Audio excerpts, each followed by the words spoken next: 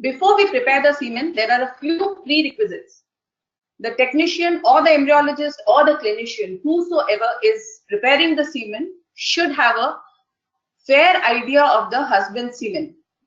Although I'm sure all the embryologists who are present here, they know that the semen samples vary a lot. You know, at times it may be as little as 5%, 5 million, and again it is 52 million. But still, you know, if we have a fair idea of how the semen sample it, we are mentally prepared that what should be the method of semen preparation. Semen viral screening should be done. My dear friend Sujata, I met her last month in Insta, and she gave me a wonderful idea that whenever there is a patient who is positive, what we do in our lab is prepare the semen last, clean it with hydrogen peroxide and blah blah, so many things. She said that you just need to follow. This is a simple practical technique. Lay your laminar flow with all hand care gloves. Hand care gloves are that paper, and prepare the semen on top of it.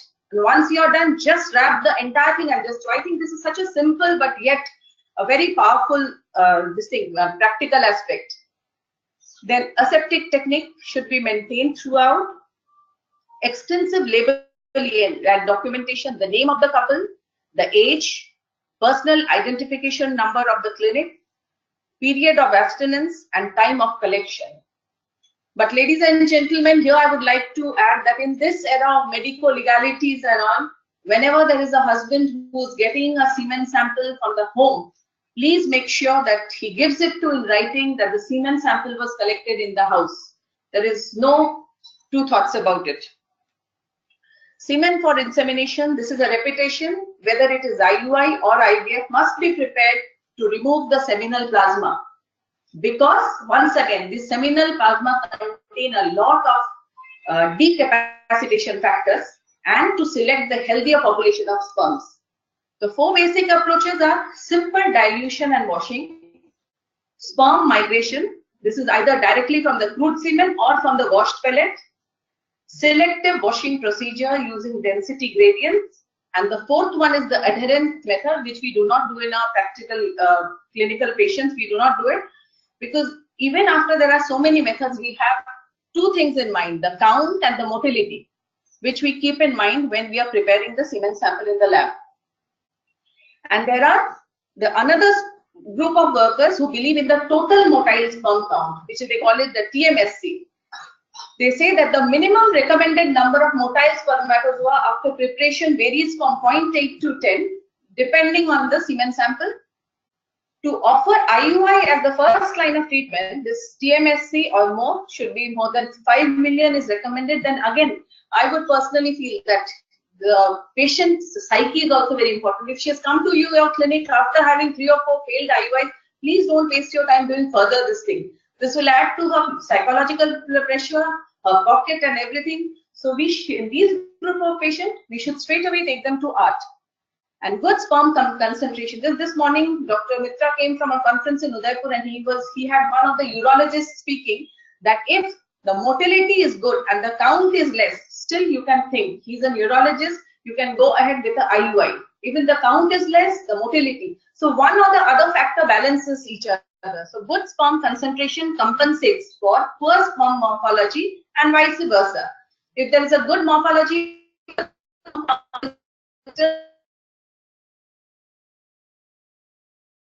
some believe in the criteria, WHO criteria, and some believe in this total motile sperm count. These are more theoretical and more in the research institutes, that which is better. But in a busy lab, when the work lab is when the work is more, then we have to think of what the patient wants, what is the count, whether the sample is infected or not, and how is the motility. So this study shows that there are two groups who are telling that the total motile sperm count is a better indicator for the severity of male factor infertility than the WHO sperm classification. Now the purpose of the semen preparation is to concentrate the morphologically normal sperms in small volume. They should be as free as possible from the seminal plasma and the debris. We eliminate the seminal plasma and the decapacitation factors. We reduce the number of ROS.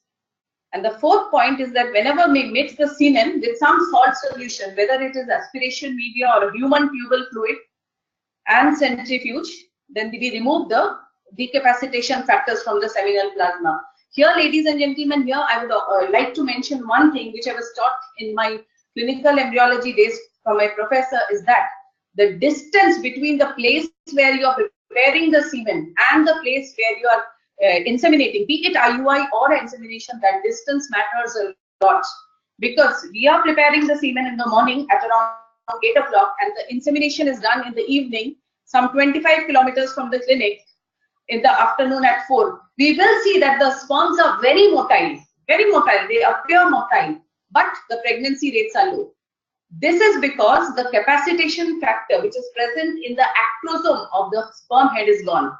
So we say often that the motility was so good, but why the pregnancies are not happening? So the time and the duration of the place of preparation and insemination is of paramount importance.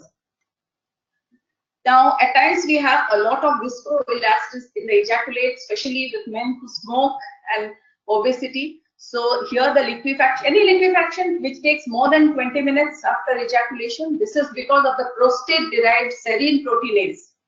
And there are many ways of reducing the viscoelasticity, but I prefer to have a mechanical breaking of the semen using a 1 ml syringe. I do not personally like to syringe it with whatever bore of the needle it is. Take some time, because the moment I do, I feel psychologically it's damaging the sperm morphology. So 1 ml syringe, a mechanical, be very patient, add a little media and pipetting up and down helps. And again, you have to be very careful that what syringe you are using. A syringe with a black rubber bunch is not good. But if you have a rubber bunch, because they are spermicidal, just make sure that the semen column does not come in touch with the black thing of the syringe. Best is to avoid the syringes, but and use the glass pipettes. But if you don't have the glass pipette, just make sure you are putting in and out of the semen without it being in direct contact with the rubber bunch. Ideal semen preparation technique: quick, easy, cost-effective. Maximum number of motile and functionally competent spermatozoa from the ejaculate is needed. This is more important previously when the facilities of ICSI were not there. And this was more how to get the maximum. But now with the introduction of ICSI in all the labs, I think we require very little sperm. To eliminate the leukocyte, bacteria, decapacitation factors, ROS, not to cause the sperm damage, non-physiological alteration of the separated sperm cell. Is there any ideal technique? Again, this is a repetition, migration, that is the swim up technique, underlay. Some people prefer to put the semen under the media column. The density gradient, when there is a lot of continuous single density or double density, depending on the number of pus cell, dead cell, and the filtration techniques, which we do not routinely practice. The choice of sperm preparation method or a combination depends on the motile count, ratio between motile and motile. Volume is important, presence of antibodies, agglutination, and reports of bacterial and viral markers. So in our routine clinical practice, we do not measure the anti-sperm antibodies routinely, because it's very difficult to measure the anti-sperm antibodies. Ideally, it should be done from 3 places: the men's semen, the men's plasma, the cervical mucus. So when we feel that the patient who has come, we just put them routinely on an antibiotic course or a steroid course, rather than going in for those expensive tests. The longer centrifugation time and speed increases the recovery of both motile and immotile. Debris, round cell, and abnormal form with amorphous head and cytoplasmic droplets never reach the bottom. So because of the low density, so in these type of samples, density gradient is good. Gradient with larger volume result in improved filtration but decreased yield. Gradient saturates and samples with high density or low amount of debris should be distributed in smaller volume. This I'll show later. And severely asthenoformic sample with normal sperm density but poor motility can also be distributed in mini gradients. And prior to incubation, sample were gassed with a gas mixture. This was done in Singapore. They had small gas chamber, circular, and they used to gas it for 90 seconds. We do not do. We just put them in a CO2 incubator. Pellet and swim up. Semen has been collected in the media. The sample is viscous and the total volume is very low. And this is not recommended when the motility is very poor or where there is a large degree of cellular contamination. This is something, the semen is collected and it is centrifuged. Then the pellet is formed. We do not throw the supernatant. What we do, we just take a glass pipette, go to the bottom of the, we do not disturb the supernatant. We go to the bottom of the conical tube and just take the pellet and put it in another fresh conical tube with media, give a repeat spin, put it for some time in the incubator, overlay with the fertilization medium.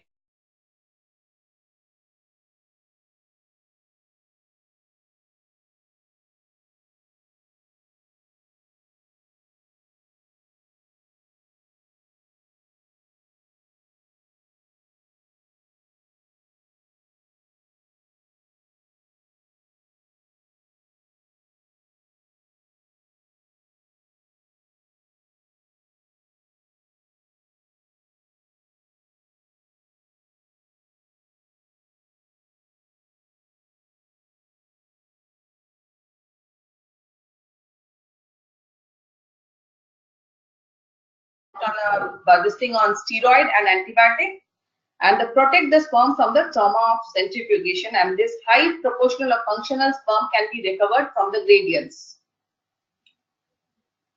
Here, this is again, we take the semen, spin it, and here in the last step, what we do is instead of discarding the semen, again go to the bottom, just take out the pellet, and give it a second spin here in this.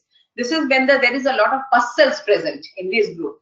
And here I would like to add that at times when we didn't have the facility of ICSI and the husband was not ready for a donor sperm, we used to take the final swim up method. What we used to do, we used to take a 60 mm petri dish, make 0.1 droplets, 0.1 of sperm concentration, and add 1 or 2 oocyte each in the droplet. But here we required a lot of oil to cover it. This was done when we did not have ICSI. But now with the advent of ICSI, we require very less number of sperms.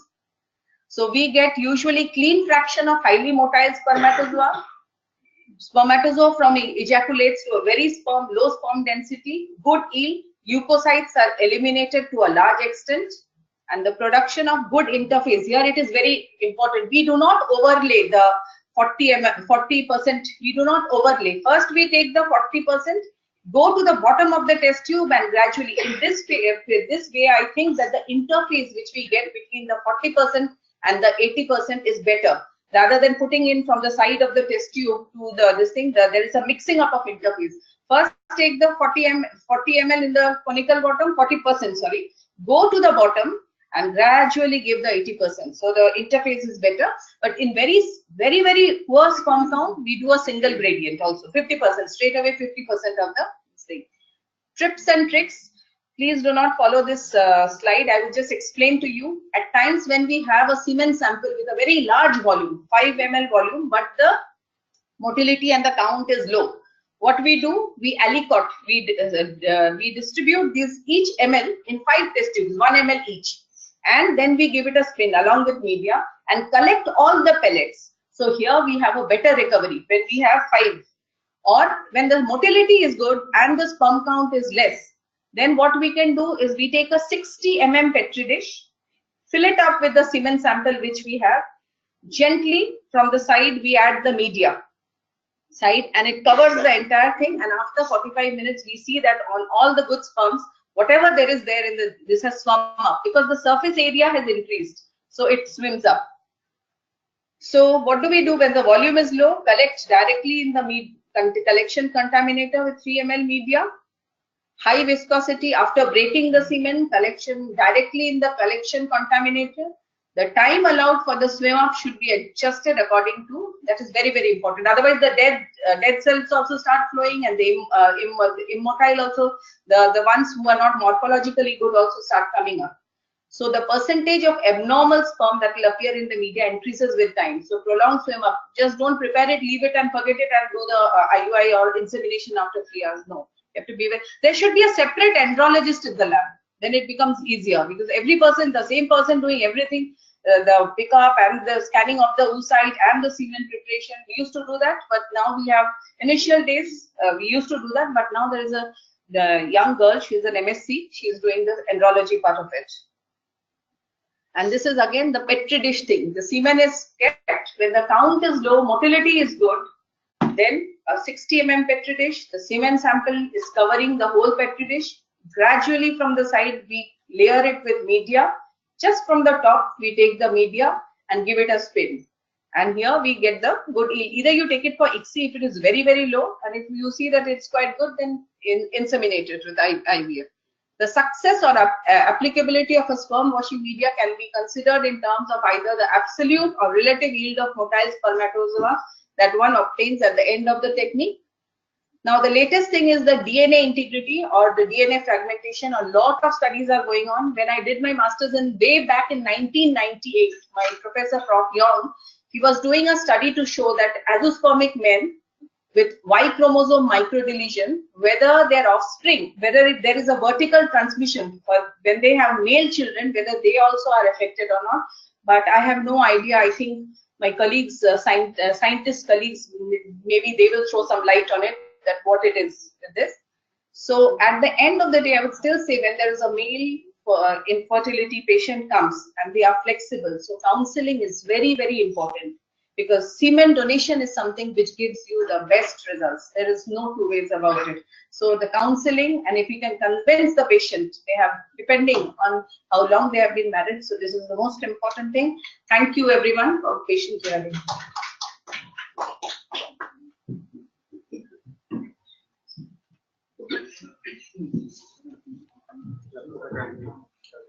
Thank you very much, ma'am, for sharing your deep knowledge with us about sperm preparation. Your session was full of enthusiasm and valuable knowledge. Next in the session of NIFF of Clinical Embryology, we will be having a webinar that will be from Dr. Suchata Ramakrishnan from Chennai. The topic of this session will be oocyte-CC and our outcome.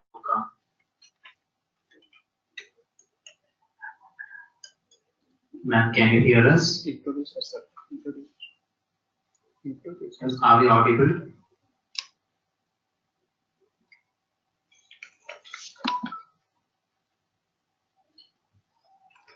Start introducing. Hello. Start introducing your name. Dr. R. Suchata, PhD, Scientific Director of Cloud9 Fertility, PhD in Biochemistry and Molecular Biology from the University of Matzuk, American Board of Bioanalyst, Certified Embryology Lab Director, with her 20 years of hands-on experience in clinical embryology. She held the position of IVF Lab Director in the British Hospital Abu Dhabi and Kraft Hospital and Research Center, Granular. We welcome you, ma'am.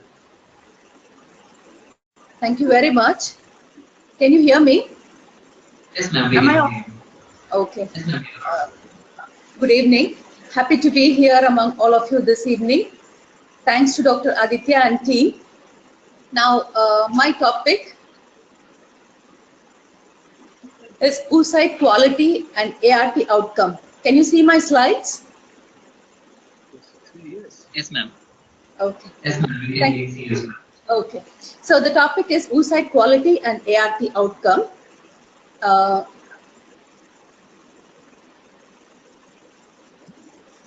See, it was in the beginning of the 20th century, an embryologist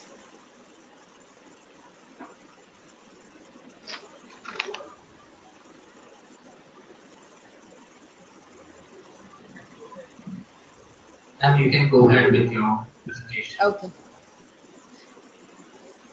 Now, can you just reduce this control panel? Madam, please go ahead. You are audible. You are loud and clear, madam. No. The thing is, the control panel is blocking most of my slides. Can we just reduce it? We are able to see you, madam. Okay. We can see you as well as your slides, madam.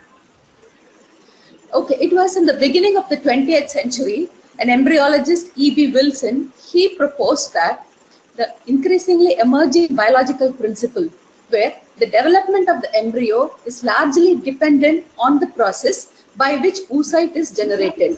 That is, embryogenesis begins during oogenesis. Now, the oocytes, they take most of the responsibility in the making of an embryo. How is it so? How does an oocyte become very important? One, because of its largest size, it's the largest cell in the human body. Two, it has a unique ability to become a totipotent embryo. And then we all know that the genetic contribution to the embryo is equally shared by the oocytes and the sperm, whereas the cellular and the molecular contribution is done exclusively by the oocytes.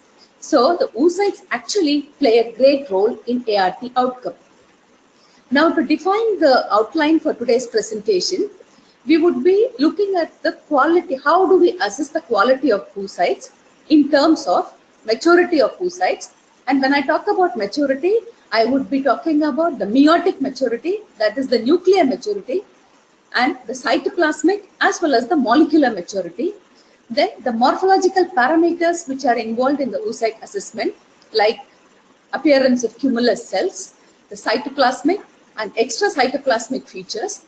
And other than morphological features, we also have certain other parameters like the viscosity of the cytoplasm, which has been shown to play a role in ART outcome. Finally, a summary and a take-home message.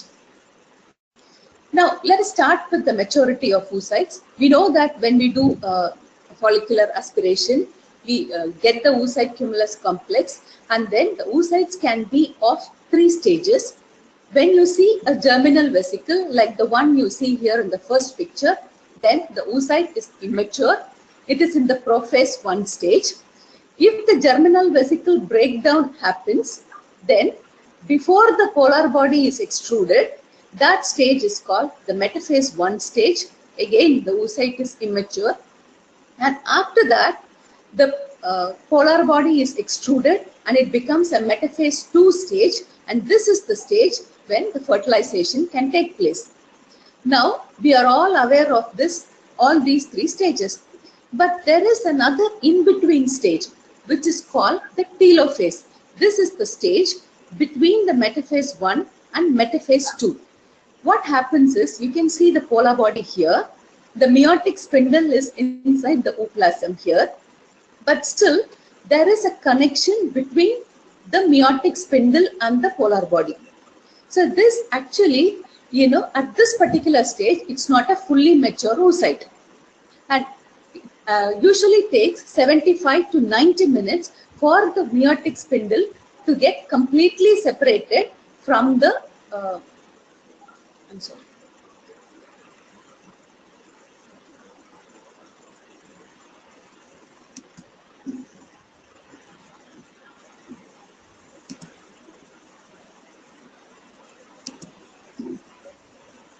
Okay, sorry about that. Now, see, it takes almost 75 to 90 minutes for the meiotic spindle to get separated from the polar body. So, at this stage, exposure of these oocytes to suboptimal culture conditions, temperature fluctuations, and chemical stress during manipulation can contribute to the disassembly of the meiotic spindle. So this is the reason why they say when we do egg pickup, it is better to leave it in culture for at least 1.5 to 2 hours, so that if there are any oocytes which are in the metaphase 1 stage or which has recently become M2 stage, then you just wait for that meiotic spindle to get separated from the polar body. Now, this is about the nuclear maturity, which is actually we can observe it under the microscope. But there is another type of maturity which we cannot observe under the microscope, and that is the cytoplasmic maturity. Mind you, this is very important because the cytoplasm is the one which is preparing the oocyte for fertilization. There are a lot of reorganization of cytoskeletal structures which is happening in the cytoplasm. To give you an example, the levels of cyclic AMP increases by almost 100 folds during this stage, preparing the oocytes for fertilization. What you see on the right side of the slide is actually, it's a crowded slide. I don't want you to concentrate on that. All I wanted to emphasize is, it's just not only cyclic AMP, but You also have bone morphokinetic protein. You have this glycan dehydrogenase and so many factors which actually increase or decrease during this time to prepare the oocyte for fertilization. Now, it's just not enough that the oocyte attains meiotic maturity, that is the nuclear maturity. Oocyte should also attain cytoplasmic maturity for good fertilization and for the formation of good embryos. Now, moving on to oocyte morphology, what do we expect from a normal oocyte? When we just look at the oocyte under the microscope, we expect it to have a well expanded cumulus mass, which is surrounded by an array of a radiant array of corona cell layers. The oocyte should have a perfectly spherical shape, should have regular zona, it should have an intact polar body, should have translucent homogeneously colored cytoplasm without inclusions. This is what we consider it as a normal oocyte is. Let's start with the oocyte cumulus complex. Normally, in a simulated cycles, that is between 34 to 38 hours post-trigger, the oocyte should have a cumulus complex which is like this, which has a sunburst appearance. You can see the cumulus cells here. These are the coronal cells, what you find very close to the oocyte, and these are the cumulus cells. They should be well expanded and should have a sunburst appearance. What you see here on this is the immature oocyte. You can see the tightly packed coronal cells and tightly packed cumulus cells. And what you see here is the post-mature oocyte, where the cumulus cells are well expanded, but they are kind of clumped. You can see the space between the cumulus cells, and you can also see how these coronal cells are clumped. So this is an indication that the oocyte it's a post-mature cumulus complex. So all these things can be observed under the microscope. It's only that you need to pay attention when you do the egg pickup. And sometimes you need to spread these oocytes in the petri dish to observe. If you have any doubt, like if you think most of them are coming either as immature or post-mature, it's better to just take the cumulus oocyte complex in a drop of media, spread it on the petri dish, look under the microscope, and then see what stage it is in. So why are cumulus cells important? Because there is a lot of crosstalk and cooperation between the cumulus cells and the surrounding follicle cells. These cumulus cells, they actually originate as a subpopulation of granulosa cells the moment antrum is formed. So from that time onwards, cumulus cells, they actually participate in lot of activities through different signaling modalities. It includes, it's involved in the maturation of the oocytes, it is involved in the metabolism of the oocyte, and then it helps the oocyte to maintain its meiotic arrest. It also helps the oocyte to resume the meiotic arrest, and then does lot of cytoskeletal rearrangements, which I had mentioned earlier in the preparation of fertilization.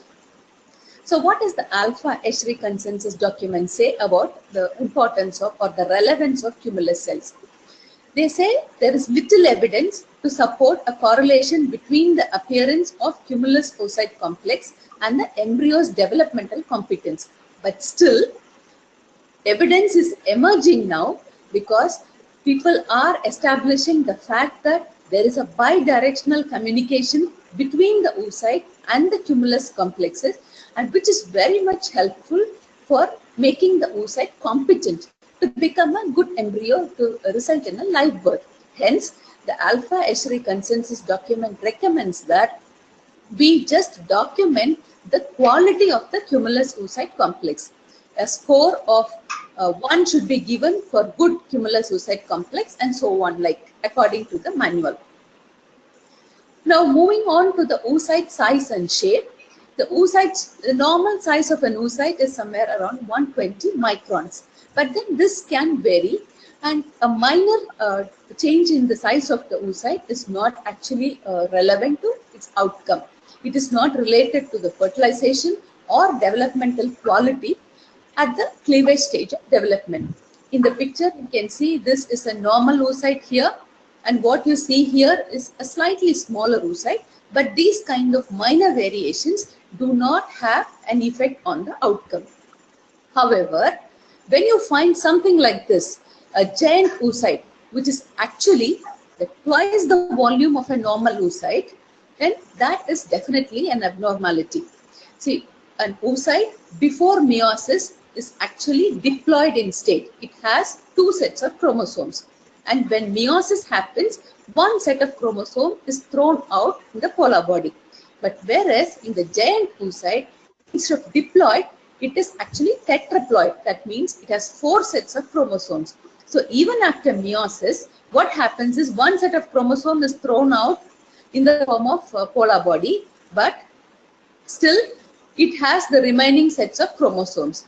And normally what happens is these kind of oocytes, they contribute to digynic triploidy and they never should be transferred. But remember, if you have just one single giant oocyte in a cohort of retrieved eggs, that does not have an effect on the treatment outcome. Now the cytoplasm of the oocyte. So moving from the size and shape, let's see how the cytoplasm of the oocyte is graded. So it has to be homogeneous. It has to be light colored with little bit of granularity. But the biological significance of the different degrees of the heterogeneity in the cytoplasm is not known. A slightly heterogeneous cytoplasm is not abnormal. However, if you have severe dysmorphisms in the cytoplasmic texture, and that can have an effect on the developmental and the implantation potential of the embryo. Now, what is this oocyte granularity or the texture of the oocyte signify? See, that is correlated with the localization of mitochondria, and mitochondria, you know, is the powerhouse of cells, and there is high ATP in the mitochondria, which is actually necessary for the normal development of the embryos. So, when you look at an oocyte and if you find granular cytoplasm on one side of the oocyte, then that is considered to be a top quality oocyte.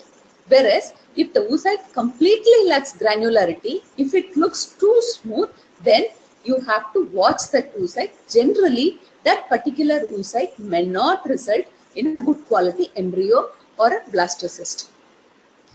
Many of us would have seen this kind of dysmorphism in the oocyte, a severe granularity in the center. Some of us call it central pitting, some of us call this as a centrally located granularity in oocytes. Now, it's a very interesting study, it's a retrospective study, including 633 women, and this study was performed between 2009 and 2011 in France. In this particular area, the people are exposed to more pesticides. Actually, these women, they reported for infertility treatment, and then based on the presence of oocytes with centrally located cytoplasmic granularity, they classified them into 2 groups. One group where 20% of the oocyte is actually covered by central granularity, that means low central granularity. In another set, over 75% of the oocyte cytoplasm is covered with granularity. So that means a high level of cytoplasmic granularity. And in both the groups, the embryological and the clinical outcomes were identified. And they found that definitely with the increase in granularity in the center, there is a decrease in embryo cleavage, ongoing pregnancy, and live birth rates. They also showed the early miscarriage rate was increased with an odds ratio of 3.1%. Now, they suggested that this could be due to high pesticide exposure. So, and definitely they showed a decreased outcome in this group of patients. So, most of the time, the central granularity is intrinsic to the patient character. And sometimes, like from this study, you also have to think about the environmental stress or the kind of exposure the patient has had to have such kind of poor oocytes. Not only that, there are several other studies which have shown the importance of central granularity. They have reported declined implantation rate, and then the pronuclear morphology is affected, embryo quality is affected, and then there is also a reduction in clinical pregnancy rate with high miscarriage rate. And the current evidence is there is an increase in aneuploidy risk in oocytes with centrally located granularity. Now moving on to another. Hello? I'm requesting you to wind up as early as possible in 2 to 3 minutes. Hello? I'm requesting you to please wind up within 2 to 3 minutes. We are lagging behind of time now. Yeah, I will just finish. I will only have few more slides to go. Please continue, ma'am. Now, another important dysmorphism is smooth endoplasmic reticulum. And actually, you can identify this is like a translucent vacuole-like structure which is present in the cytoplasm. And this is associated with increased risk of significantly abnormal outcomes. And according to the Esri consensus, they say these oocytes with this smooth endoplasmic reticulum should not be used for ICSI or IVF insemination. And if you have sibling oocytes, you also have to look and carefully for the presence of single SCR disc or a series of smaller discs. Now, these are some of the publications for data which shows that healthy babies have been born out of SCR cycles, and even from SCR positive oocytes, a few healthy babies have been born, but the malformation rate is high. It's something like 5.6% in SCR positive cycles when you compare with SCR negative cycles. There is also an increased risk of miscarriage rate, the increased biochemical pregnancy rate when SCR is found in the oocyte. Now moving on to vacuoles, they are different from SCRs. And if you have smaller vacuoles, that's 5 to 10 microns, then you don't have to, it does not have any biological significance. But whereas larger vacuoles that's greater than 14 microns are associated with fertilization failure. Sometimes these vacuoles, they appear at the time of ICSI, but later on they just disappear. But if the vacuoles that persist beyond syngamy, that's post-fertilization, then that can actually interfere with the cleavage plane, resulting in a lower blastocyst formation rate. Moving on to the next feature, which is the zona pellucida. What you see on the picture is a thick zona pellucida, which actually, is of a poor prognosis. Even with laser-assisted hatching, the results are poor with such thick zona. I'm not saying that you don't get pregnancies, but the incidence of pregnancy or the incidence of implantation is lower with this kind of thick zona pellucida. What you see here on the left side of the panel is kind of a duplication of the zona, or it's also called as the septate zona, which actually has poor outcome. The blastocysts form and looks trapped within the zona, and they never hatch normally. I have never seen them hatching normally in the in vitro conditions, and the prognosis is poor. And many of us would have seen these kind of dark zona pellucida also, but successful fertilization, embryo development and pregnancy can be achieved after transfer of embryos from these kind of dark zona pellucida. This is a very interesting study where they just not only looked at the clinical pregnancy and the implantation rate, but they also looked at the mitochondria level in oocytes with this dark zona pellucida. We wouldn't think, for example, if the zona is thick and dark, we think there is some problem with hatching. But this group actually they demonstrated that the mitochondria was severely damaged, and the presence of abnormal mitochondria was more in these oocytes with dark zona pellucida. So this is an indication that there is some molecular abnormality in that particular type of zona pellucida. The next one is large perivitelline space. This is also a dysmorphism, and actually see, this can happen for two reasons. One, when it is the oocyte is kind of post-mature, or when there is an extrusion of polar body, when large amount of cytoplasm is extruded in the form of polar body, then the remaining cytoplasm kind of contracts, forming the large perivitelline space. Now, this is actually the shape of polar body, it's still a matter of debate. Earlier they said like it's a reflection of post-ovulatory age, but the current studies actually it's kind of controversial. They did not find any relationship between the morphology of polar body and the subsequent ICSI outcome. But if you find these kind of fragmented polar bodies, then the embryo quality would be poor and the blastulation would also be very poor. But definitely, if you find a large polar body like this, then that is a very poor prognosis. And mostly these kind of oocytes, they result in multi-nucleated blastomeas. So this is just, I have given a schematic diagram how this large polar body happens. But anyway, since due to the lack of time, I'm just going to skip this slide. Now, again, this is another feature which we see it very commonly, that debris in perivitline space. And people have reported poor implantation with this kind of oocytes, and sometimes this granularity in PVS has been associated with over maturity of the oocytes. So we just look into the number of days of stimulation when we find oocytes like this. We also look at the dosage of the gonadotropins or the hormones given for stimulation when you find oocytes like this. So coming to the last feature, which is not a morphological feature, this is actually the viscosity of the cytoplasm. When we do ICSI, most of us would have seen a funnel-like formation in the cytoplasm. And within just 2 minutes or so, the oocyte will go back to its normal shape. But in some cases, this funnel will persist for a very long time.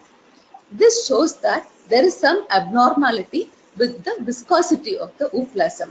And this actually has been shown to have a negative influence on the developmental competence of the oocytes. So, to summarize, viable pregnancy occurs only in approximately a third of unprotected ovarian cycle in a fertile population. This could be due to many factors like sperm dysfunctions or compromised uterine receptivity. But the knowledge from assisted reproductive technology has shown that only 5 to 10% of the oocytes is intrinsically able to generate in vitro embryos with full developmental potential. Currently, we do not have any evidence on significant correlation of to morphological features. That means with all these abnormal features, we can still get pregnancy, but the take-home message is individual abnormalities may not reflect in outcome, but there is always a chance of a cumulative effect which we have to watch.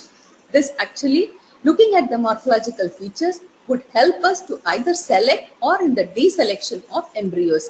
And remember, these kind of oocytes which are abnormal to look at could be more vulnerable to suboptimal culture conditions and manipulation. So you have to have a very tight culture condition to salvage these kind of oocytes. Mostly these kind of abnormalities are intrinsic in nature, but there is also some evidence on the stimulation regime and the drugs being involved in such kind of oocytes. And people are trying to improve the quality of oocytes by doing mitochondrial transfers and then injecting growth factors in the ovary.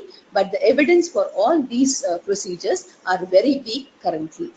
Thank you very much.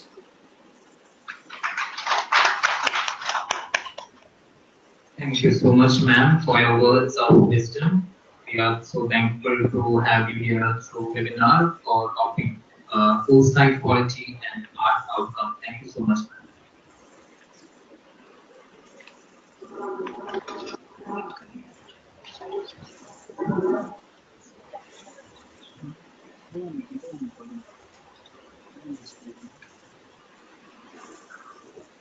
Now let us have the pleasure of listening to Dr. Charumata Chatterjee, PhD from Hyderabad, with a total of 24.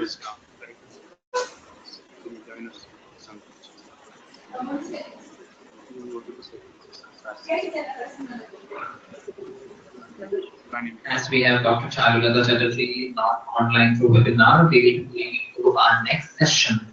That will be NIFF clinical IVF session.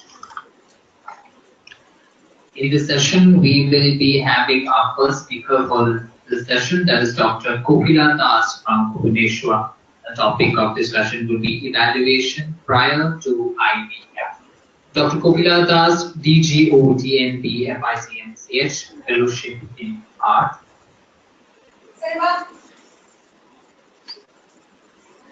Trained in advanced fetal medicine. She's the fertility consultant from Bhubaneswar.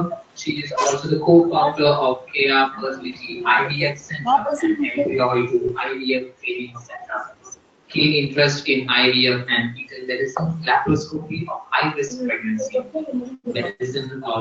She's also a member of the ISR, IFAR, then Odisha Fertility Forum, ISO. We respectfully welcome you, ma'am, to talk on the topic evaluation prior to IVF. Welcome. Board.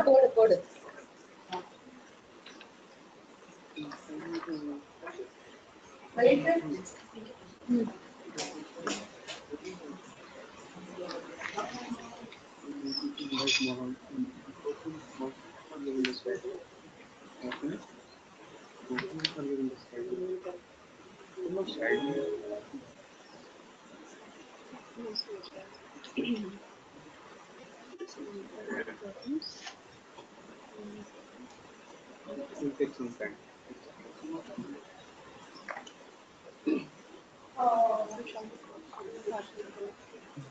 Case 6 document.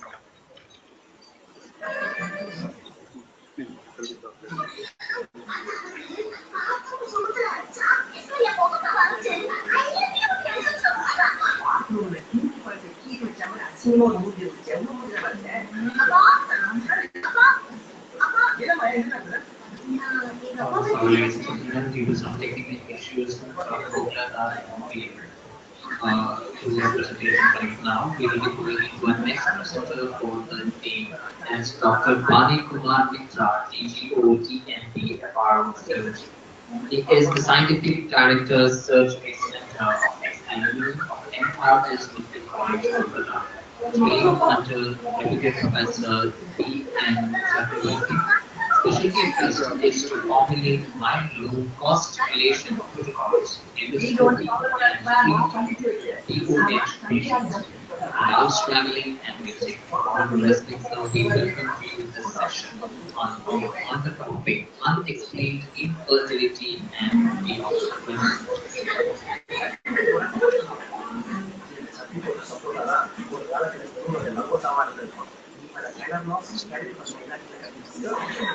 ನಾನು ಪಾತ್ರ ಒಂದು ಈ ಸರಿ ಒಬ್ಬರ ಈ ಸರಿ ಯಾವ தெரியுமா நான் சொல்லித்தரேன் கொஞ்சம் சூத்திரம் இருக்க போறாங்கன்னா நான் கேட்கிற மாதிரி ஓபன் பண்ணும் என்னது பெரிய முக்கியமான விஷயத்தெல்லாம் என்ன காட்டு இருக்குல்ல அது கழுத்து கீழே உள்ள பெட்டியில வச்சிருப்பாங்க அந்த காட்டு அவங்க Yes, colleagues and friends. At the very outset, I congratulate and thank Dr. Kopila and Aditya Das for giving me an opportunity to speak before this August conference. The scenario in infertility is changing, particularly from two aspects: the rising incidence of infertility and the changing pattern of it. Now, the reported incidence is 10 to 15%. But recently, an article published from the Indian on subcontinent, fertility and sustainability, has put the scenario to be around incidence around 17%. So this could be an apparent or a real increase in the effect. The changing pattern. On one hand, because of lifestyle changes, the incidence of PCOD is going up like anything. On the other hand, as more and more women are delayed by their childbirth, focusing towards career and education, there is a growing trend of aging ovaries or ovarian aging. This is also not very uncommon in the younger population. To our other surprise, we are finding young women of around 30 years old getting with ovarian aging. Together with this, the main factor standards have been declining, so much so that in the last decade, WHO has been compelled to decrease the standards on two occasions. Along with that, the rising incidence of pelvic inflammatory disease, as also the endometriosis, are there. So these two are the main factors. There is a rising incidence of infertility, a changing pattern of care.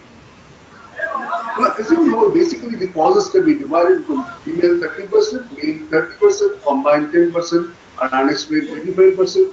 It is this area of unexplained infertility which is our topic today.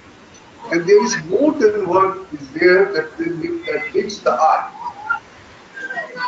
Unexplained infertility, according to American Fertility Society, is defined as couples who do not conceive after 1 year of unprotected vaginal intercourse with basic infertility evolution showing no obvious abnormality. The incidence can vary between 5 to 30% depending on what extent you have gone in order to define the factor. Unexplained is primarily a diagnosis of exclusion. 3 basic investigations have been proposed for the diagnosis of unexplained infertility. Normal basic semen analysis, according to WHO 2010 criteria, patent fallopian tubes confirmed by HSG and CIS. Laparoscopy is not mandatory. Ovulation confirmed by mid-luteal serum progesterone. These are the 3 basic criteria that have been put forward by the American Fertility Society in order to diagnose unexplained infertility. It is essential to understand that these tests do assist us in planning treatment, but they have their limitations. Semen analysis, we take them one by one. Semen has limitations in terms of pregnancy rates. Despite many advanced tests available for sperm function, we still can't assess the fertilizing ability of the sperm in vivo. Fertilization failure have been observed with semen showing absolutely normal characteristics. I'll give you a story later on as I progress.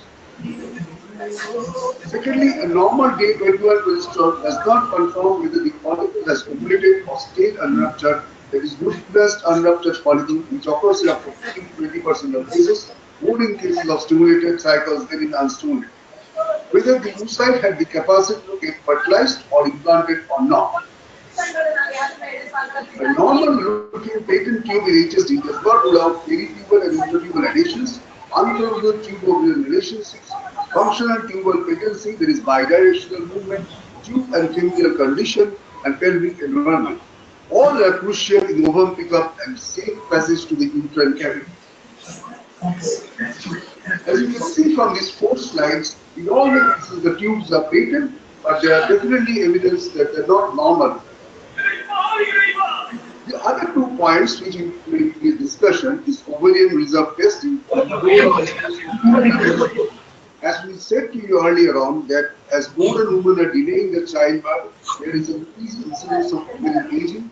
Together with this, the Indian women from the Indian subcontinent, also young women, are found that their ovarian aging is occurring and there is a diminished number of antrum follicles which you can find.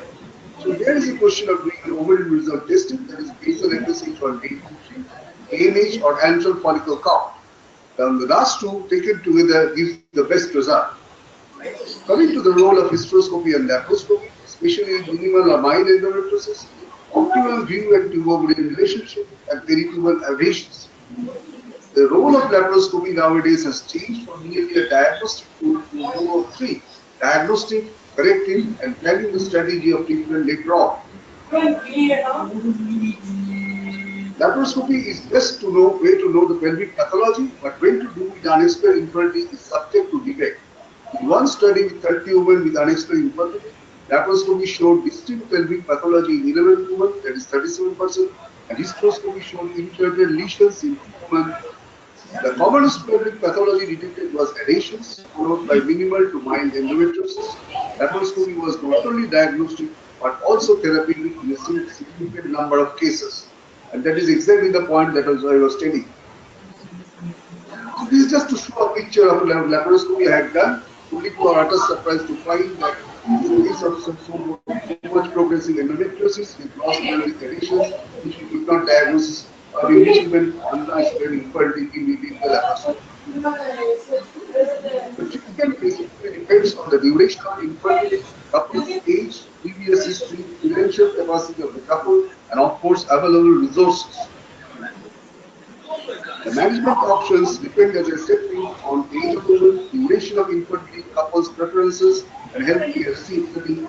The options are as follows: expected management, ovulation induction with clomiphene or letrozole, superovulation with IUI, in vitro fertilization, that is IVF and EC. We take them one by one. Expected management plays an important role in limited resource settings, especially if the woman is relatively young, around 25 years, and the period of infertility is short. It is often the first line of treatment. Counseling the couple, reassurance, presentation of the facts, and allaying their fears, these four key things forms the pivot of expected management. And an important aspects of expected management, many young women conceive without any treatment. The couple is advised to follow up regular intercourse during the fertile period. Some other facts about the expected management. The average cycle frequency, the probability of achieving live birth in a menstrual cycle of 1.2% to 4.1% has been reported with expected management. 60% of couples with unexplained infertility of 3 years duration would become pregnant with 3 years of expected management if the woman was less than 25 years of old. The cumulative pregnancy rate after 24 months without any treatment was 28%. However, if the woman was over 31 years of age, this number reduces by 10% for each year afterwards. So that is a very important point to take home. Next, population investigation, counter-cycled letrozole. A Cochrane review, including 115 patients and 7 trials, has shown that there is no evidence of counter-cycled being more effective than no treatment of placebo. Therefore, our recommendation is not to use counter in unexplained infertility. However, in limited resources, empirical treatment with counter-cycled, starting with 50 mg up to a maximum of 250 mg, can be used for 3 to 6 cycles, especially in younger women. It can be given from day 2 of the menstrual cycle for 5 days. The aim should be monofollicular growth and to avoid complications such as ovarian hyperstimulation and multiple gestations that can occur with coital cyclate. Coming to letrozole, a third generation potent reversible non-steroid aromatase inhibitor, the extended letrozole regime had a superior efficacy as compared with coital cyclate in patients of unexplained infertility undergoing superovulation and IUI. Letrozole administration in early follicular phase is not associated with any teratogenic effects because it is completely cleared before implantation. So that is an important point, and that has led to the complaint of letrozole after decades of laying off. Next, we take intrauterine insemination with or without superovulation or controlled ovarian hyperstimulation. IUI can be done in a natural cycle or in a stimulated cycle, mitochondria, gonadotropins, or a combination of them. A recent Cochrane review published in 2012 suggests that IUI in stimulated cycles is better than IUI in natural cycles, and that is our experience also. The rationale behind doing IUI with controlled ovarian hyperstimulation increases the gamete density, brings together the gametes and close clusters, bypasses the cervical hostility, monofollicular monitoring and ECG as titular increases the chances. Success rate. In the meta-analysis by Granular et al., the pregnancy rate was 8.4% for monofollicular growth and 15% for multifollicular growth. In our own series, it varies between 10 and 15%, depending on the number of follicles basically. We don't do IUI if the follicles are more than 4 in number. However, since the multiple pregnancy rates are higher in those with more than 2 follicles, the aim should be not more than 2 to 3 follicles during ovarian stimulation when doing an IUI. Study published by Kamath et al. Has shown pregnancy rates of even 3% with stimulated IUI cycles in patients with unexplained infertility. According to the ICMR guidelines, IUI with stimulated cycles should not be done in primary health center. Infertility needs need ICMR accreditation to perform IUI. A maximum of 3 cycles of IUI can be done before referring the patient to a tertiary care center for further management. The role is in vitro fertilization or intraspermal I6. IVF is associated with higher live birth rates than expected management, 45% versus 3.7%, and unstimulated IVF. Multiple pregnancy rates are lower with IVF because there is greater control over the number of follicles being fertilized when compared to IUI. Indication, IVF must be considered in a woman with age is more than 35 years old, with prolonged duration of infertility, or if the couples who undergone 3 to 4 cycles of IUI without conception. And it is dangerous to do IUI when the single cycles are severely compromised, and I think one should move straight away to IVF for instance. So giving a few references. What you do is insemination with gonadotropin stimulation or in vitro fertilization for the treatment of unexpected infertility. Randomized control study published in Fertility in 2017 June. The simulated live birth rate with one cycle of IVF was not significantly different than 3 cycles of IUI plus controlled ovarian stimulation. That is an important thing in terms of cost effectiveness, especially in women of lesser age group. Coming to the cost of immediate IVF versus delayed IVF, cost studies published in Human Interest in 2017, it was shown that the immediate IVF, the cost of it is for the delayed IVF, whether to do IVF more cycles on IVF only, that is another study published in Fertility, and the conclusion was in a single cycle, all IVF was preferred as the increased live birth rate with split IVF XC and all XC was not justified by the increased cost per live birth. If however 2 cycles of IVF are needed, the split IVF XC becomes the preferred approach as a result of the higher cumulative live birth rate compared with all IVF and the lesser cost per live birth compared with all XC.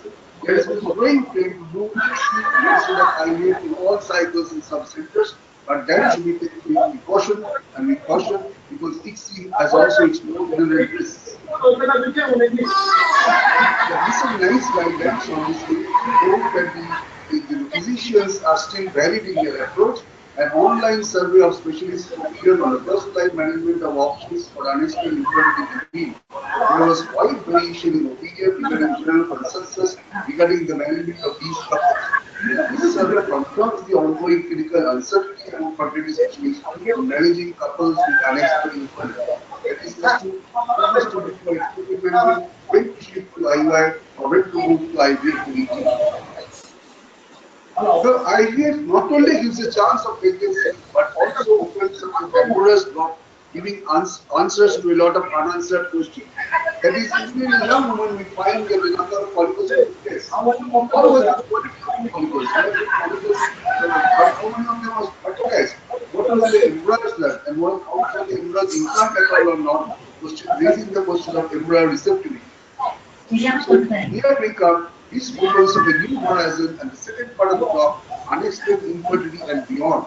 And because after this, I don't have any more slides to, but I have a few more points to take messages to give. Now, ladies and gentlemen, at this point, we all know for successful embryo development, both things are important. A genetically competent embryo, a functionally active embryo, cross between the embryo and the mother, and the effective presentation. These four things form the basis of fear of success in a normal pregnancy. The three things are important as Sujata was saying: oocyte quality, the endometrial receptivity, and the spawn characteristics. These three form the pivot of success. Oocyte quality is, as she told earlier on, is the basis. Oogenesis is embryogenesis. Now, what is a good quality oocyte? A good quality oocyte is one which has the capacity to fertilize and to produce to a blastocyst stage of the plant and give rise to a pregnancy or so on and so forth. My great teacher, Dr. B.N. Chakravarti, taught us during the student days that ovulation results from the balanced interplay of the hypothalamo-pituitary ovarian axis by two ancillary glands, thyroid and antrum. Later on, the hypothalamo-somatotropic axis getting activated, comprising of insulin and the growth factors.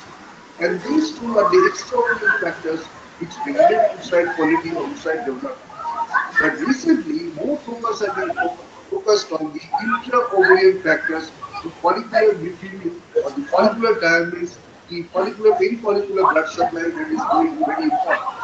And the follicular factors comprising of the growth factors, that is increase or other growth factors, the follicular AMH, the homocysteine levels of the follicles are draining down, and that leads to the basis of the follicular quality. So, two factors are important in developing a competent oocyte. That is, number one, the extra-ovarian factors comprising of the hypothalamo-pituitary axis, the hypothalamo-somatotropic axis, and also the intra-ovarian factors comprising of the growth factors, intrafollicular fluid, and the homocysteine levels, and the AMH levels. And all also the perifollicular vascular supply is very important. So that is why we put a lot of emphasis on spending some time before we move on to embryological, to establish the competency of the oocyte or to develop the mitochondria of the oocyte in such a fashion that definitely leads to a good quality oocyte. And ladies and gentlemen, at this point, I will tell you that please maintain ovarian reserve, because it is our practice nowadays to do unnecessary drillings in cases of PCOD, in cases of endometriosis to remove large chunks of ovaries, and in cases of ovarian aging to maintain the vascularity or so on and so forth. So 4 areas have been outlined where the oocyte quality is hampered, that is polycystic ovary, in cases of endometriosis, in ovarian aging, and in cases of where the surgery, some surgery or disease where they are affecting the pelvic vascular supply. Now the second point is the semen parameters and the sperm. As you said, the WHO has been forced to cut down the guidelines, and is the total motility fraction that is gaining more importance than the WHO parameters as so on and so forth. And the sperm health is very important. There is a morphology, a normal morphological looking sperm is very important. 3 things are there as we was talking about. One is the question of microdeletion, especially when we are doing ICSIs. It is found that the Y microdeletion in the region of AHY zone is very important, and that is passed directly to the male offsprings of the couple. So the couple has to be appropriately counseled, and in case of severe OATS samples, they are karyotyped to rule out Y microdeletion to be done. Secondly is the question of DNA fragmentation or measuring the reactive oxygen species in the sperms. The question of DNA fragmentation arises because it is directly linked to fertilization failures or fertilization of eggs. 15% of DNA fragmented sperm is okay, 15 to 25% is borderline, and more than 25% results hamper the embryo quality. So that is an important point.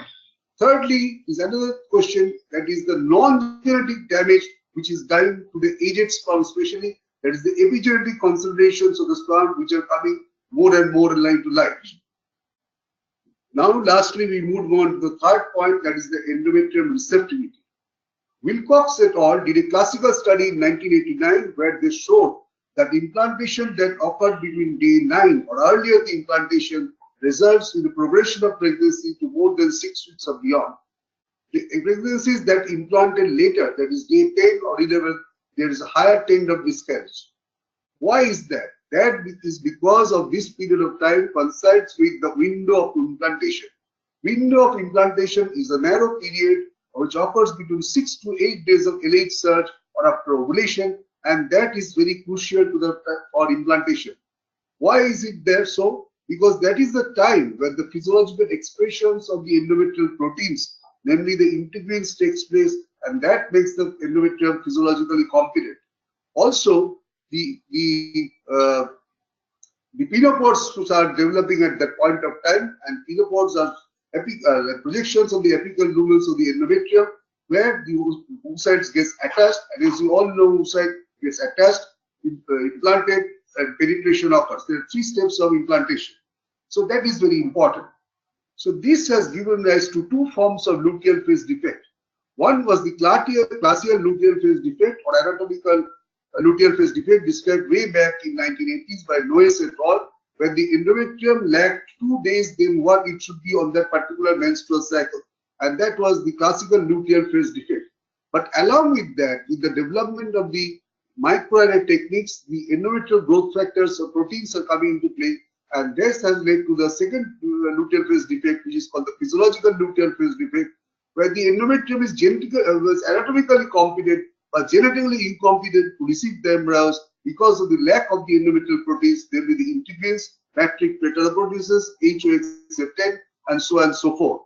So this is a very important point, and that is why people are shifting more towards frozen embryo cycles, frozen embryo transfer, because of the improved fertilization rate. Fresh embryo transfers are notorious in the sense that because of the supraphysiological levels of estrogen that occurs with stimulation, and also because of the damage to the granulocytes, the continuation of the LH thing, there is a decrease in the endometrial maturity or lacking behind in the endometrial maturity, leading to lesser results than the frozen embryo transfer cycles. And in cases of implantation failure, we are resorting to embryo receptivity assay test in order to define the particular period of time where we can do the implantation in frozen embryo transfer cycle. And we are measuring 3 proteins, integrins, the B27 antigens, and the cyclin E. And these together, by measuring these together, define or we can pinpoint the endometrium to be receptive or not, and we can tailor these stringents and register in such a way in order to make it effective for implantation.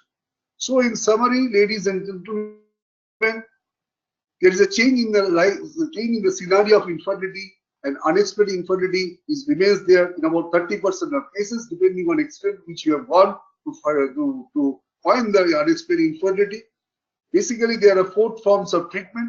Number 1, that is expected management in cases of young women where the relatively short duration of infertility, IUI, and moving on to IVF or ICSI in real unexpected infertility. But there is something more than what is meet to the eye.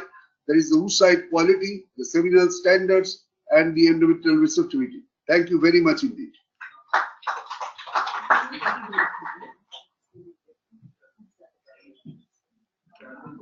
Excuse me, sir. Thank you. Thank you, Doctor. Thank you so much, Dr. Bani Kumar Mitra, for sharing us the deep knowledge with us regarding unexplained infertility and beyond.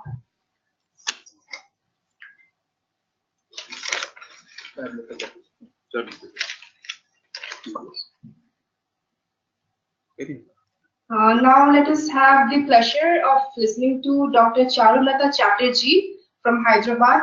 We are extremely sorry, ma'am, for the delay due to unavoidable circumstances. Is it audible, ma'am? Dr. Charulata Chatterjee, PhD from Hyderabad, with total of 24 years in the medical diagnostics and ART field. She has a top-class experience of last 16 years in ART. She has been awarded doctorate under the guidance of Professor Neeraj Tripathi of Department of Biotechnology, Barampur University. She has been faculty, speaker, participants at various workshops, CME and conferences. She has learned from veterans of the ART field like Dr. Hans Ingolf Nielsen, Dr. Patrick Queen, Dr. Catherine Rakowski, Suresh Katera, Dr. Hubert, Professor Gerhard van der Host, Mercedes Datin Lazaro, Dr. James Catt, and Dr. Joyce Harper. She has organized many workshops in CME and written publications such as the Journal of Obstetrics and Gynecology and Fertility and Sterility. We welcome Dr. Charulata ma'am to enlighten us about embryo transfer, optimization, and laboratory perspectives. Over to you, ma'am. Yeah, am I audible to everyone? Yes, ma'am. You are audible. So, I'm going to talk about embryo transfer factors involved in optimizing success. This is from embryological point of view. The talk is all about. So if you see the overall IVF cycle, there are various factors which plays a role for the success of the IVF cycle, and that are protocol, drugs, follicular study, hormonal parameters, timing of SCG and timing of pickup. The other factors which plays a major role is quality of gametes, that is sperm and egg, quality of embryos formed by the fusion of these gametes, endometrial receptivity, immunological problem, uterine environment. So these are the overall factors which plays a role for an IVF cycle. But if you see the ET, that's the final and crucial step in the ART. And these two pictures will clearly shows the importance of the embryo transfer. The first picture which shows the chaotic traffic jam and the other is sync traffic. So uterine receptivity, embryo quality and embryo transfer. If these are synced, and it is done in the disciplined way, definitely that embryo is going to implant and it will going to have a success. The step of the embryo transfer, the room where we are going to transfer the embryo should be adjacent to the lab, IVF lab, and preferably this room has air handling unit. The ET should be done under ultrasound guidance. The clinician, embryologist experience and expertise matters. From the clinical perspective, type of catheter, cervix, loading of embryo, placement, and to do all this, the total time which has been taken is also very important. The catheter, how it is withdrawing from the cervix and the uterus, and the instruction to the patient after the ET. So these are the steps which involves the embryo transfer. If you see the lab perspective, how and when the embryo transfer done. So from the day of oocyte pickup, the embryo transfer can be done on day 2 or day 3, day 5 or a day 6 embryos. So all these 4 days the embryo transfer can be done. So suppose if we are doing the embryo transfer and the day 2, how do we grade that embryos? On day 3, what are the grading parameters? If it is a blastocyst transfer, how do we grade the embryos? This is most important for the embryologist. Which type of transfer media we are using for the loading in the catheter is also matters. How do we load that embryos into the catheter? That is also very, very important. So the first thing is Dr. Sujata told that how do we prepare the individual for an IVF cycle. So suppose if ovarian reserve, the semen analysis and everything, the age of the lady is everything under control, definitely we have the healthy gametes. And when these healthy gametes fuse, the embryo quality will be good. So the embryologist's role is the embryos created by the fusion of the healthy gametes should be turned out into the good embryos. But suppose the qualities of embryos is bad, maybe it is because of the bad handling into the lab or the other parameters which involve. But the thing is, the healthy embryo should turn into the healthy gametes should be turned into the healthy embryos. But if the embryos are bad and still the gametes are healthy, it's totally the responsibility of the lab parameters, the handling, the media, the disposable, everything plays a major role here. Then when the gametes are in the hand, what technique we are using to create an embryo, like conventional IVF or ICSI, the embryo should be hatched or not before an embryo transfer, and the choice of the catheter. The overall condition of the lab, QC, the lab has the standard operating parameters, the air quality, the incubator where the embryos are cultured, pH, the media what we are using, either it is a single media or a sequential media, the grading of embryo, and finally, how do we select the best embryo from the cohort of the embryos what we have or what we cultured in the lab. So when two gametes fuse, the embryo develops. The oocyte has a capacity to overcome some repair mechanism because of the sperm DNA damage. And from the day 3, the embryonic parameter starts and the gene expression takes place. If you see the alpha guidelines, the time of the development of the embryo is also very important. After the fusion of the gametes, either with the conventional IVF or by an ICSI, when we check the fertilization, that should be between 16 to 18 hours post-insemination or a post-ICSI. The day 2 check, when day 2 means there should be a 4-cell stage.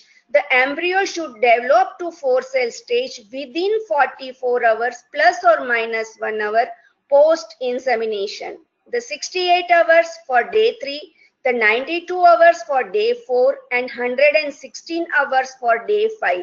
So that means within 116 hours, the embryo should be developed into the expanded blastocyst stage. The scoring system starts from the day 1, that is from the fertilization stage, what we see the pronuclei stage. So if you see in the picture, there is a nuclear precursor body, and one should score or one should grade this embryo by the Z score at the PN stage. If the Z1, that is if this nuclear precursor body is aligned and it is in the equal numbers, that is in the figure A I have shown. Figure B, the nuclear precursor body are equal in size and equal in numbers, but they are not aligned. The Z3 score is nuclear precursor body are of different size and the different numbers. And same way the ZD is nuclear precursor body are unequal in the numbers. So one can keep that in a mind, and if we have a less oocytes and less number of fertilized eggs, we can separate the good quality of PN from the day 1.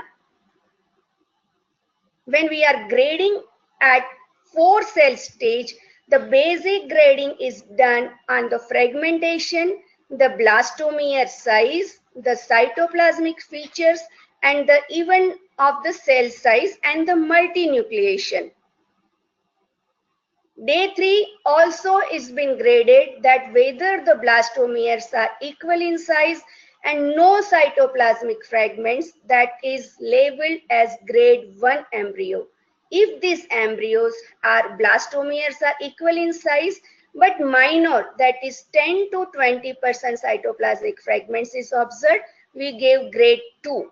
The grade 3 embryos are unequal blastomere size and few cytoplasmic fragments. Grade 4, the blastomere of equal or unequal size, and there will be significant amount of the fragmentation. So this way there are alpha guidelines to grade the day 3 embryos. In this picture, the first picture is a grade 1 embryo, whereas in the third picture you can see the fragmentation. Of course 50% of the embryo is fragmented, so that will be a grade 4 embryo. How do we score the blastocyst? That is a day 5 embryo post insemination. So blastocyst will be graded as early blastocyst, blastocyst, and the expanded blastocyst. It depends on the cavity. If the cavity is less than half full, then it's the early blastocyst. If the cavity is more than half, it's a blastocyst. If the cavity is full and the zona is thin, then it is an expanded blastocyst. In this picture, you can see the expansion, inner cell mass, trophectoda, and last, if it is a H blastocyst, it will start collapsing. So the grading starts from the day 0. We see the oocyte morphology. Then again on the day 1, we check at the 2 PN assessment by the Z scoring. Day 2 and day 3 morphologic evolution is done. But if we have to go into the deep, then we can have the metabolic evolution along with the morphologic evolution for the good viable embryo. And the time lapse will tell about the good quality embryo also. The PGD and PGS will say the genetic makeup of an embryo. What is the role of assisted hatching in the embryo transfer? Sometimes these are the indications for the assisted hatching. Like if patient is more than 35 years, then the zona pellucida, which is the outer layer of an embryo, is thick. Sometimes a PCO lady will have the thick zona.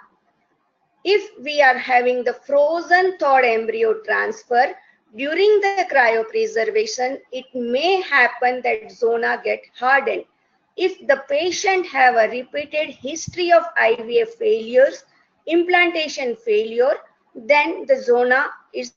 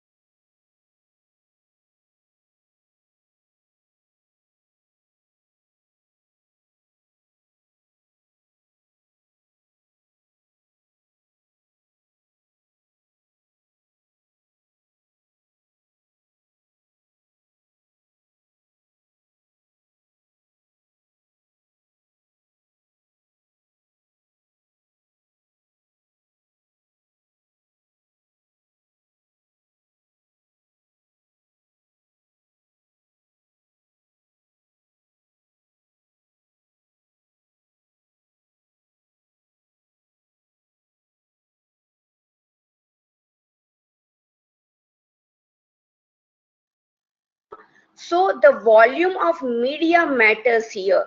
The basic of after flushing this catheter with the embryo transfer media, the first column should be air, and then the air column, the same amount of the media should be loaded along with the embryo, and again the third column will be an air. So air, media, air. This is the protocol to load the embryos for the catheter.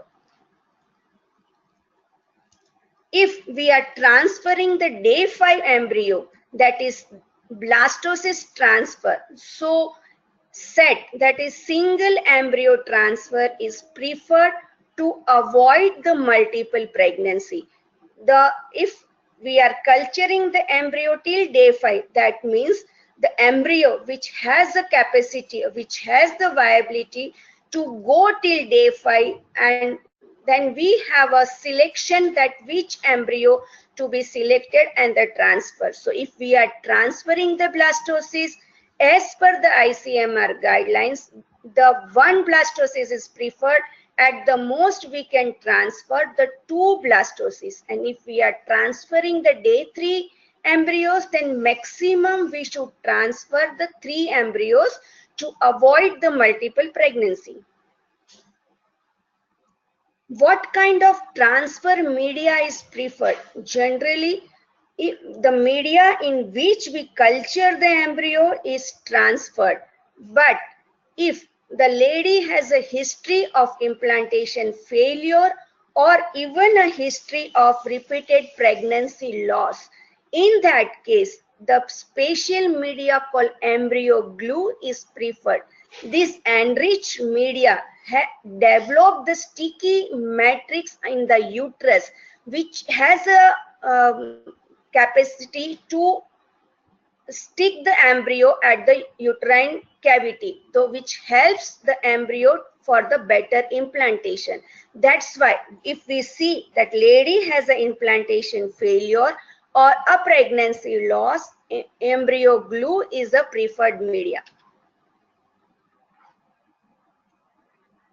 The embryo transfer, once we load the embryo with the help of clinician, we transfer the embryos into the uterus, and after the transfer of that embryos, the clinician will give back that catheter to us, and we check that is there any blood on the catheter, is there any mucus on the catheter, or if it is blood or mucus, the data says, the study says that it will decrease the pregnancy rate. So these are the some references which says the presence of blood or have a high incidence of the retained embryos. So it is must that after the embryo transfer, we again flash that catheter and see under the microscope to check that whether it embryo has retained or not. 99% it will not retain, but sometime due to time factor or due to the blood, for some other reason, the embryo may retain. In that case, again we have to load that embryo and the transfer. So this chart says that variable factors which influence the embryo transfer technique. If you see the laboratory part, the embryo selection which matters for the success of the cycle, the handling of catheter, the embryo loading method, to check the presence of blood on the mucus, the duration of embryo transfer technique, and the embryo loading method.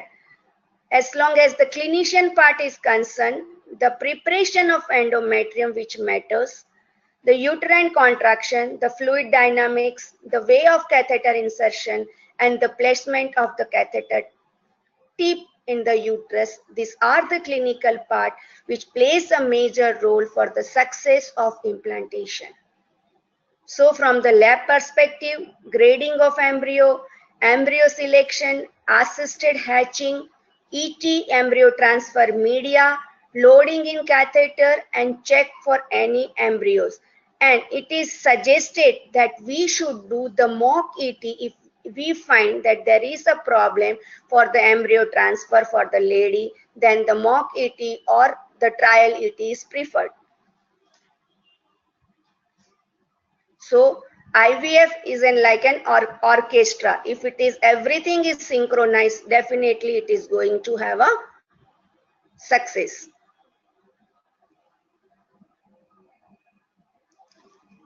Thank you.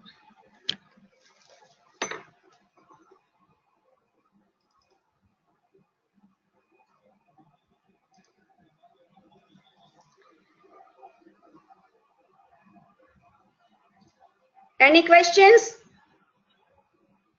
At the end of the session. Ma'am, at the end of the session, we will Right now, continue there is with no these questions. Right now, there is no. You're okay? Fine. Yeah. Ma'am, could you hear us? Yes, yes, definitely. Thank you, ma'am. Now we move forward to the question and answer session. The questions have been posted by the members of NIFF on WhatsApp and Facebook groups and are to be asked on their behalf by Dr. Kokila Das to Dr. Bani Kumar Mitra about infertility. Dr. Kokila Das, ma'am, we welcome you on stage. Also requesting Dr. Bani Kumar Mitra, sir, please be on the stage.